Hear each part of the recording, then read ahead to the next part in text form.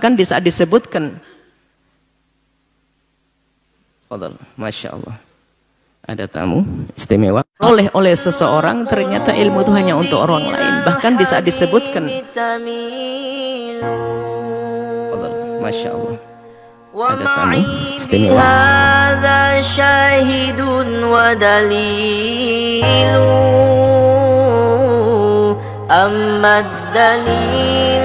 إذا ذكرت محمدا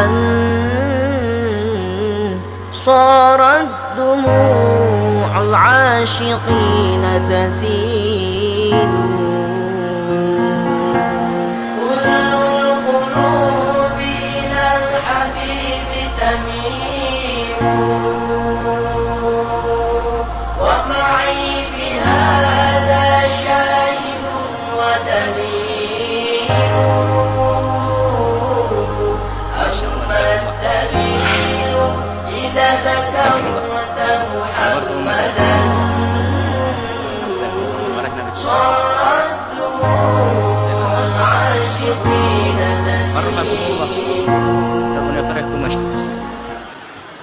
Masya Allah, jazakumullah. Jazakumullah. Nawartumul makan, akramakumullah. Allah, jazakumullah. Farahna bikum. Takum sehat afiyah. Yafrahun. Farhakumullah. Rabbuna yafrahkum, Masya Allah. Untuk para jamaah, kami persilakan untuk duduk kembali. Baik, saat inilah kita akan dengar dari beliau, dan waktunya sebebas-bebas sampai sore. Fadhal, silakan.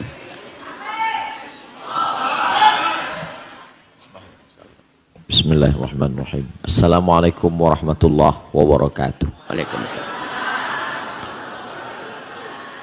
Alhamdulillah wassalatu wassalamu ala Rasulillah sayyidina wa maulana wa syafi'ina wa zukhrina wa qurrati a'yunina Muhammad ibni Abdillah wa ala alihi wa sahbihi wa man da'a bi da'watihi wa istanna bi sunnatihi ila yaumi liqa'i rabbih wa ba'du.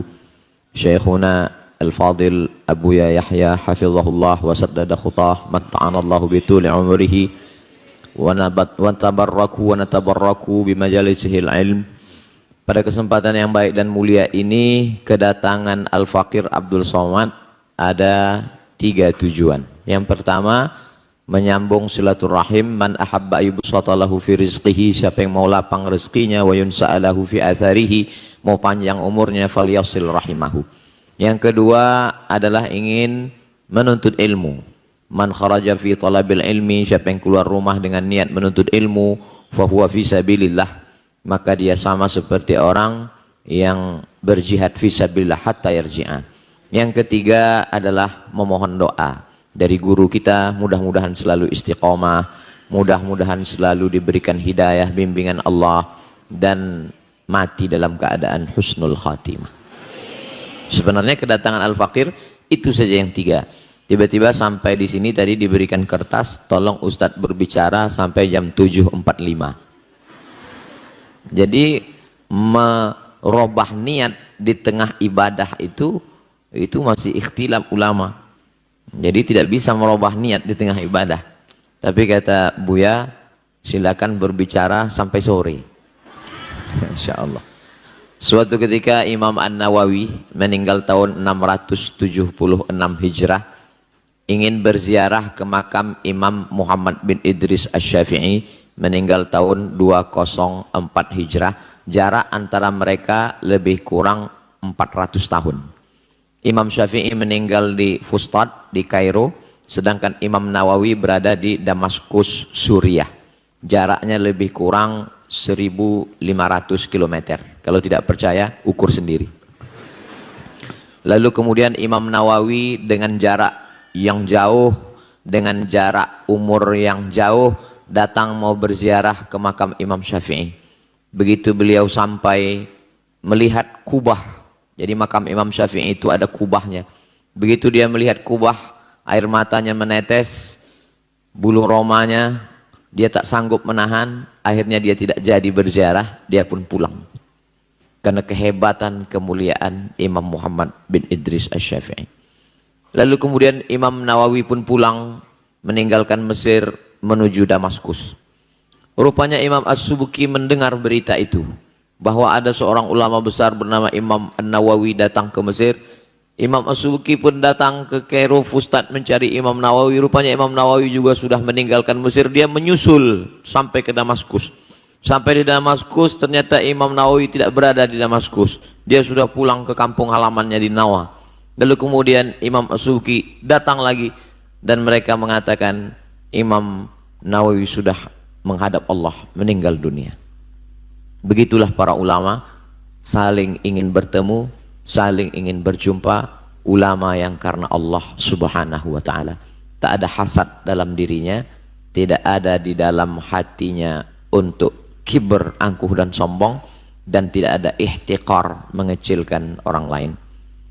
Al-Faqir Abdul Somad hari ini dimuliakan luar biasa, berada di majelis ilmu Buya Yahya hafizahullah, dan diberikan kesempatan untuk berbicara. Mudah-mudahan pertemuan kita ini pertemuan yang diridhai Allah subhanahu wa ta'ala. Bertemu di majelis ilmu, majelisnya Rasulullah sallallahu alaihi wasallam, disatukan pula di dalam surga Jannatul Firdaus insyaallah. Ma'an nabiyyin, bersama para nabi, wasiddiqin, bersama orang-orang yang benar, wasyuhada, bersama orang yang mati syahid, wassalihin, bersama orang-orang yang saleh. Imam An-Nawawi rahimahullah ditulis oleh Syekh Abdul Fattah Abu Ghuddah dalam kitab Al-Ulama Al-Uzzab Alladzina Atharul Ilma Ala Zawaj. Ulama-ulama yang tidak menikah karena lebih mementingkan ilmu daripada menikah. Di antaranya adalah Imam An-Nawawi. Tidak menikah sampai menghadap Allah subhanahu wa ta'ala. Tapi ini jangan dijadikan inspirasi oleh para jombloan sejati, karena berbeda kadar keilmuan dan latar belakang.